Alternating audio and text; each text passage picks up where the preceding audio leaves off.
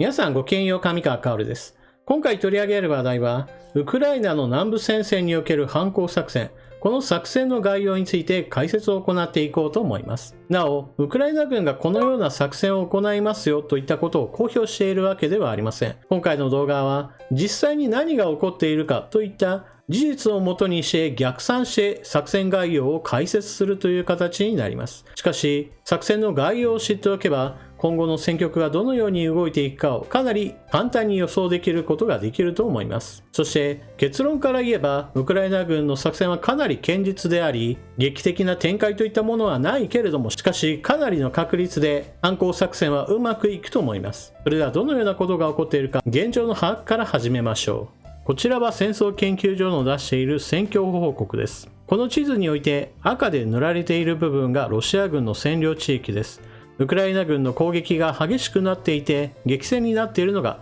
緑の丸で囲まれている2カ所です。そしてすでに奪還した地域は薄い水色で塗られている部分です。そしてこの地図に書き加えるべき要点というものがあります。それは南部戦線のこのヘルソン州はドニエプル川という大きな川で東と西に分類することができます。この大きな川を渡るために架けられている橋というのが2カ所、そして鉄道橋を加えても3カ所しか輸送するための手段がありません。この大きな橋を挟んだ東西を分ける、この橋をめぐっての戦いというものがここからの反撃作戦の非常に重要なポイントとなります。もしもこの3つの橋を使えなくすれば、ドニエプル川の西側は完全に陸の孤島となるのです。それではどのような突破ポイントがあるかご紹介をしましょう。まず第1の橋は北のノーバカホフカの水力発電所です。この橋から見ればドニエプル川の川幅が非常に広いことがわかります。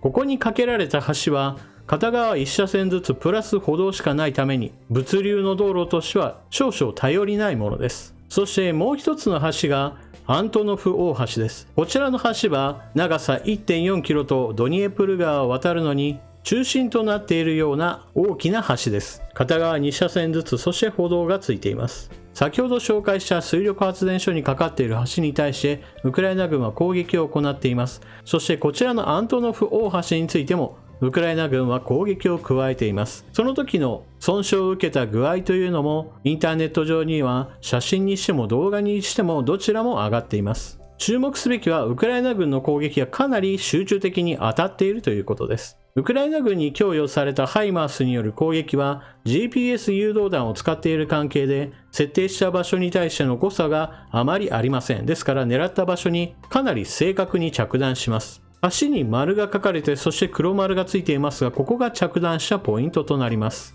橋は動きませんから攻撃をしようと思えば、ウクライナ軍にとっては非常に容易なターゲットとなります。破壊されたままでは橋は使い物になりませんから、ロシア側も急いで修復をしようとしていますが、それ以上に破壊の規模が大きければ、やはりこの橋は使い物にならなくなっていきます。ロシア軍の方もこの橋がもう使えなくなる日も近いと考えて浮き橋を使ってドニエプル川を渡るということも考えています。ですからインターネット上には浮き橋を用意してドニエプル川を渡ろうとしているロシア軍の様子などもすでに動画が投稿されています。しかしこの浮き橋を作るにしても今ある橋と同じようにそう簡単に動かせるものではありません。ですから完全に射程範囲内に橋を作ったとしてもそれは確実に標的として攻撃されるものですから、ロシア軍にとってはドニエプル川を渡るということは今後困難を伴うこととなるでしょう。ドニエプル川を渡るための橋2つについてご紹介しましたが、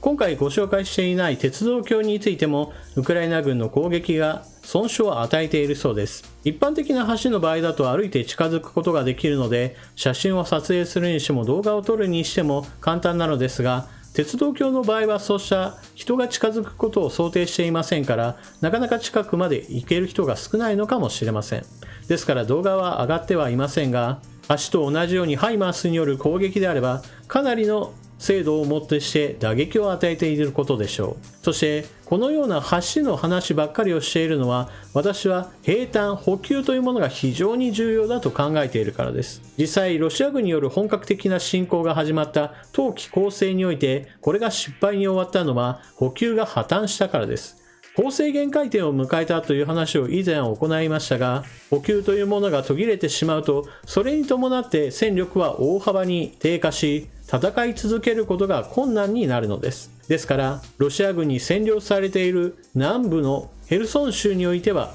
ドニエプル川の補給路を断つためにこの橋を潰すことができれば、少なくとも川の西側にいる部隊は全部が陸の孤島に閉じ込められたような状態で危機に陥るわけです。もちろんそのようなことにならないように、ロシア軍の側も必死で補修を図るでしょうし、先ほども紹介したように浮き橋を作ることで補給路を確保しようとしています。しかし、攻撃されるたびに補修する、その間は物を運び込むことができないわけです。燃料、食料、武器、弾薬、そして大型兵器が持ち込めないというのは、すでに川の西側に渡った部隊にしてみれば、非常に心もとない状況になっています。こうした退路を断たれるかもしれないと不安を持った兵士の反応というものは2つに分かれます。まず第一の反応というものが、危機的な状況に陥ったからこそ奮い立ち、目の前のウクライナ軍との戦いをより激しくするという反応です。そして2つ目の反応というのが、危なくなりそうなんだからさっさと逃げ出してしまおうという反応です。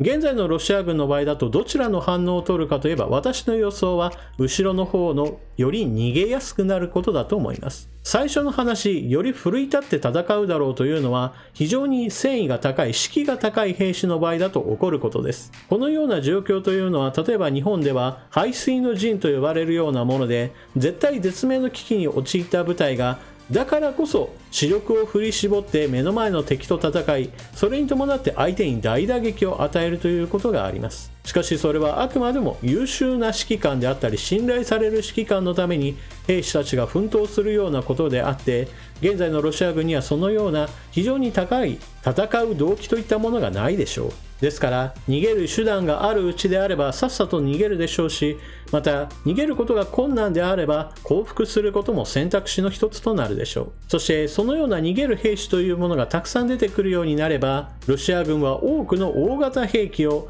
ドニエプル川の西岸地域に残すこととなります。これは先ほども述べたように、橋のような簡単に渡れることができる場所というのが閉ざされてしまった場合においては、兵士は自分の身一つで渡ってしまおうと考えるものです。大型の兵器、例えば戦車の場合だと40トンから50トン、60トンという非常に重量物です。ですから普通乗用車が1トン程度ということを考えれば、橋のような構造物がなければ大きな川を渡ろうと考えたとしても渡る手段がなくなってしまうのです。一方人間の場合であればゴムボート一つで川を渡ることができますから、逃げる手段があるうちというのはそうした大型兵器を簡単に捨てやすい状況というものを生み出すのです。ウクライナ軍が橋を徹底的に攻撃し始めたというのは、そうした要点を抑えることによってより多くの悪影響をロシア軍に与えるというかなり理にかなった手堅い作戦です。ロシア軍はこれまで冬季攻勢に失敗した後においては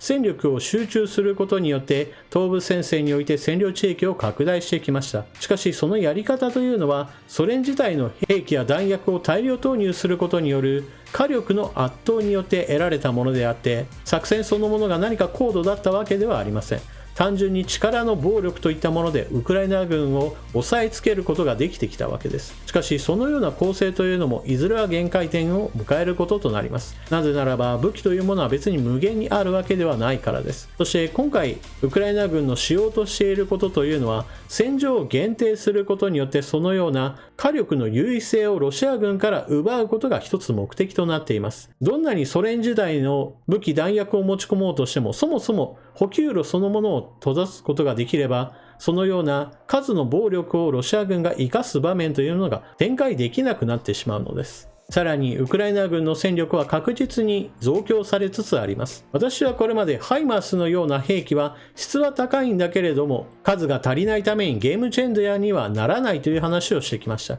しかしそのハイマースも最初はたったの4両でしたが、現在では16両が引き渡されるまで話は進み、さらに次の4両についても準備中であることが報道されています。ですから質が高い兵器が数が足りないという状況そのものもだんだんと改善され、質も量も整いつつあるという状況が生まれつつあるわけです。一方でロシア軍は補給路に不安を抱えて足元が崩れ始めている状況ですから、南部戦線においては戦力の拮抗、そして逆転が見えてくるのももはや時間の問題だと言えるでしょう。そして南部戦線でウクライナ軍が大きく占領地域を奪還することができれば、それは戦局全体についていっても誰にとっても分かりやすい戦争全体の転換点を迎えたことを意味していると私は思っています。というわけで今回の動画は、ウクライナ軍は南部戦線においてロシア軍の急所をつく、それによって大きく戦況を動かそうとしているという話でした。戦争というのは決して一日によって大きく動くわけではありませんが、